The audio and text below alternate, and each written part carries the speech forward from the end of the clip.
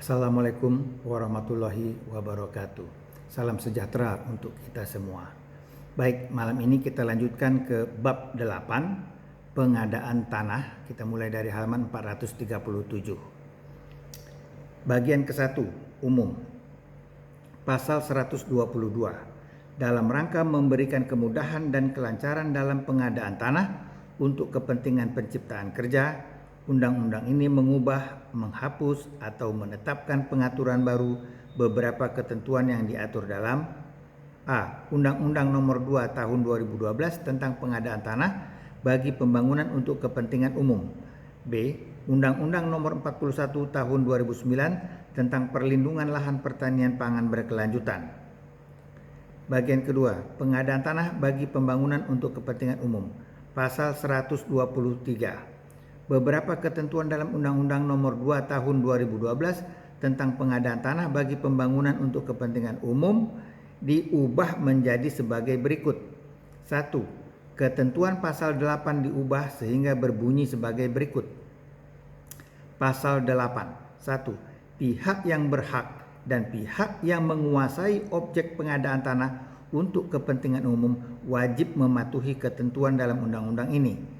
2. Dalam hal rencana pengadaan tanah, terdapat objek pengadaan tanah yang masuk dalam kawasan hutan, tanah kas desa, tanah wakaf, tanah ulayat atau tanah adat, dan atau tanah aset pemerintah pusat, pemerintah daerah, badan usaha milik negara, atau badan usaha milik daerah. Penyelesaian status tanahnya harus dilakukan sampai dengan penetapan lokasi.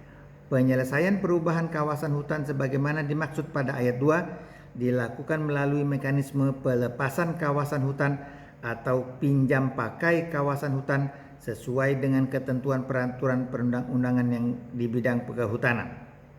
4. Perubahan objek pengadaan tanah yang masuk dalam kawasan hutan sebagaimana dimaksud pada ayat 2 khususnya untuk proyek prioritas pemerintah pusat dilakukan melalui mekanisme A. Pelepasan kawasan hutan dalam hal pengadaan tanah dilakukan oleh instansi, atau B. Pelepasan kawasan hutan atau pinjam pakai kawasan hutan dalam hal pengadaan tanah dilakukan oleh swasta. 2. Ketentuan pasal 10 diubah sehingga berbunyi sebagai berikut. Pasal 10. Tanah untuk kepentingan umum sebagaimana dimaksud dalam pasal 4 ayat 1 digunakan untuk pembangunan A. Pertahanan dan keamanan nasional.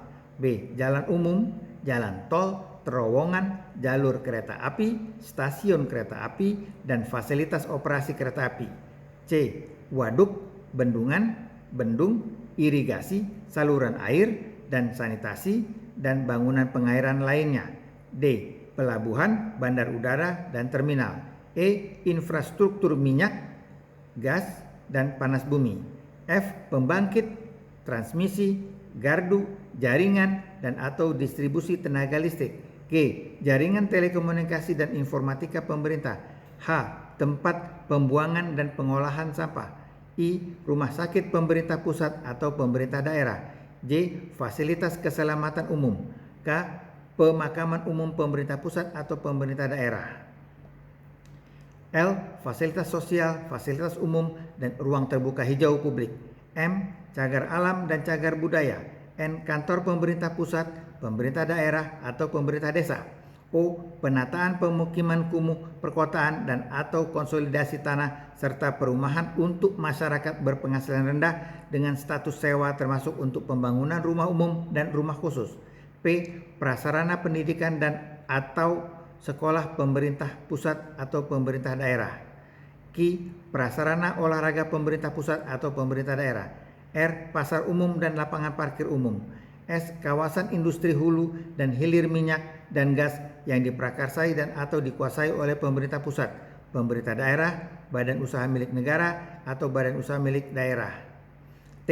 Kawasan ekonomi khusus yang diprakarsai dan atau dikuasai oleh pemerintah pusat, pemerintah daerah, badan usaha milik negara, atau badan usaha milik daerah.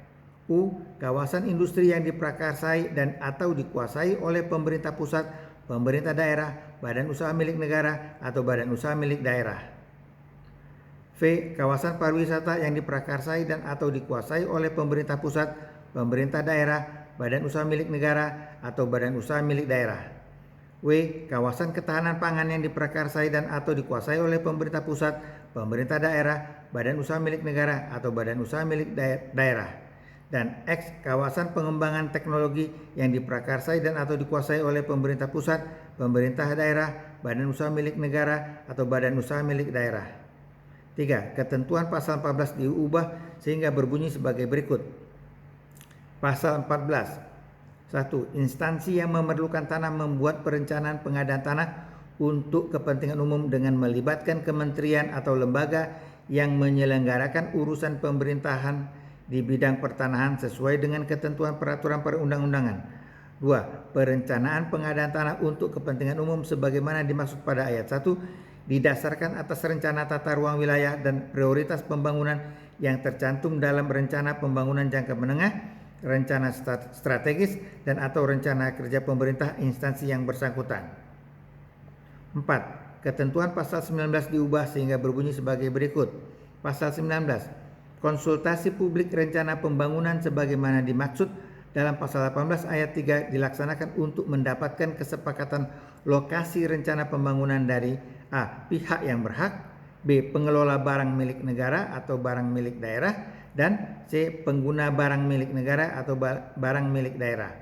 2. Konsultasi publik sebagaimana dimaksud pada ayat 1 dilakukan dengan melibatkan pihak yang berhak, pengelola barang milik negara atau barang milik daerah, pengguna barang milik negara atau barang milik daerah, dan masyarakat yang terkena dampak serta dilaksanakan di tempat rencana pembangunan untuk kepentingan umum atau di tempat yang disepakati.